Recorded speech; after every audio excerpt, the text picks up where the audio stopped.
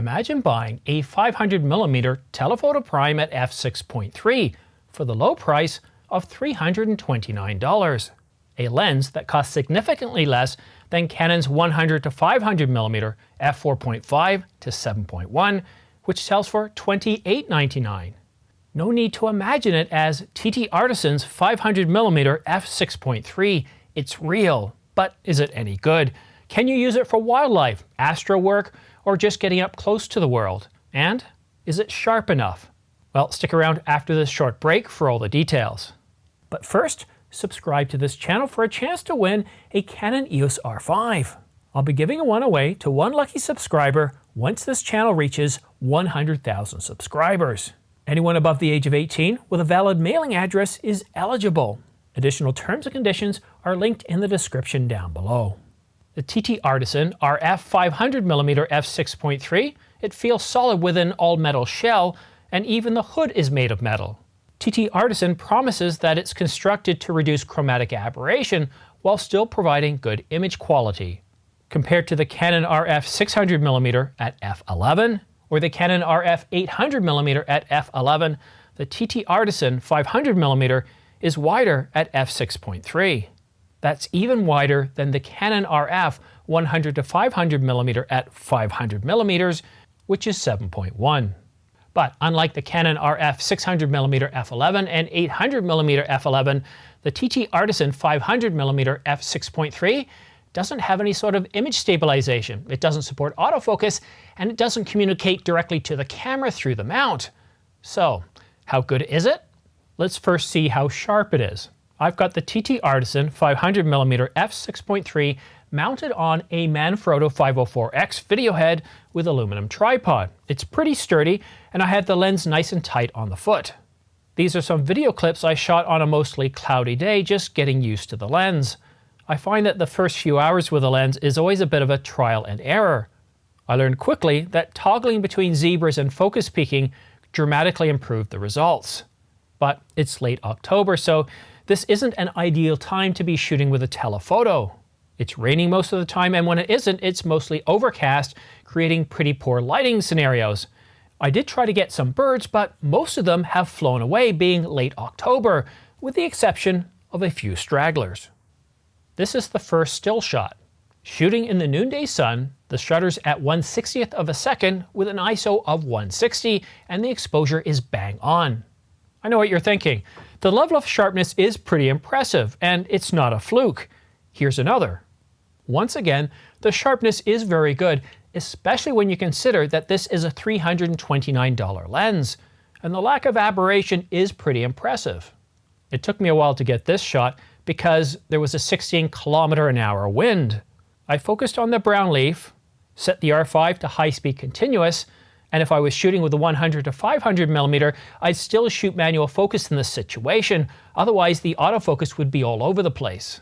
I took several other shots to get myself ready to shoot some birds, like this one here, and this one here. This is a popular spot for birds in July, but everyone's gone now. Even this wasp nest is empty. October can be a cold and desolate place, with only the hardiest animals sticking around for winter. But wait, what's this? No, sorry, that's a human. He's not happy to be in this shot, and he won't stop picking his lip. Although I did manage to find this guy hidden in a tree.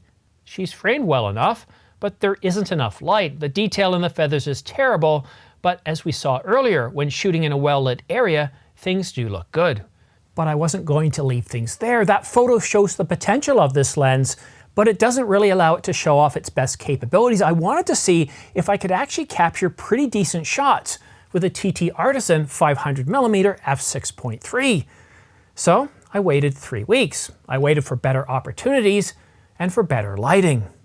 While these shots are not worthy of Birder International, they will give you an idea of the shots that you can expect to get with a manual focus TTArtisan 500mm f6.3.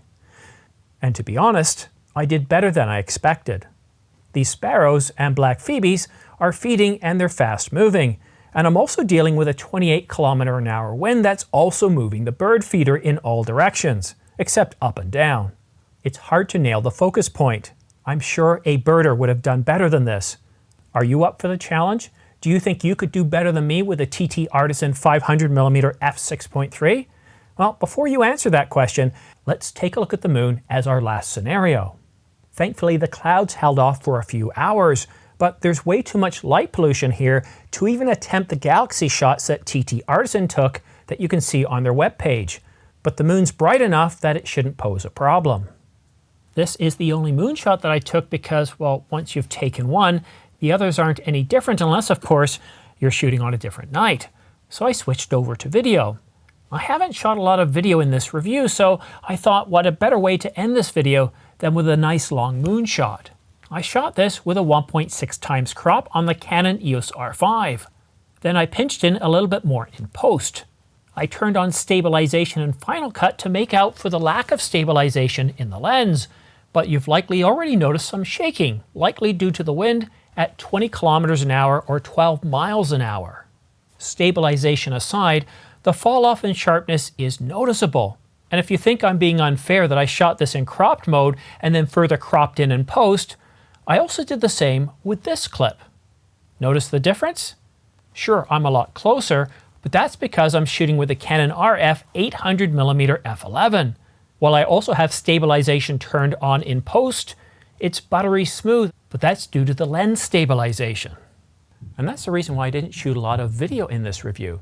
The lack of lens stabilization and not having a sturdy tripod definitely means shooting in less than calm conditions is going to be a challenge. And shooting in October, especially late October, well, things are anything but calm. But for stills, you can't argue with the quality that it provides. It provides decent quality, and the lack of color fringing is impressive at this price point. And yes, there is some aberration. There is a tiny bit of color fringing, and there's a lack of sharpness, but the only way you're really going to notice that if you punch in, if you pixel peep.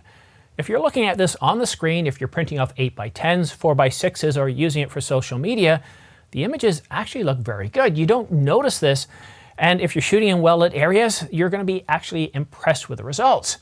The only issue is how good are your manual focusing skills. And if your camera does have focus peaking, I highly recommend turning it on. It'll give you really good results and help you nail that focus point. However, I'm also a big fan of saving for what you want. If you don't like the lack of stabilization or autofocus in this lens, then consider picking up a used Canon Super Telephoto or Telephoto EF lens, like the 100 to 400mm. It has autofocus, stabilization, and better sharpness for just under $1,000 based on current market rates. At the end of the day, we're getting a 500mm prime with an aperture of f6.3 for $329. And $329 is a lot less than $1,000.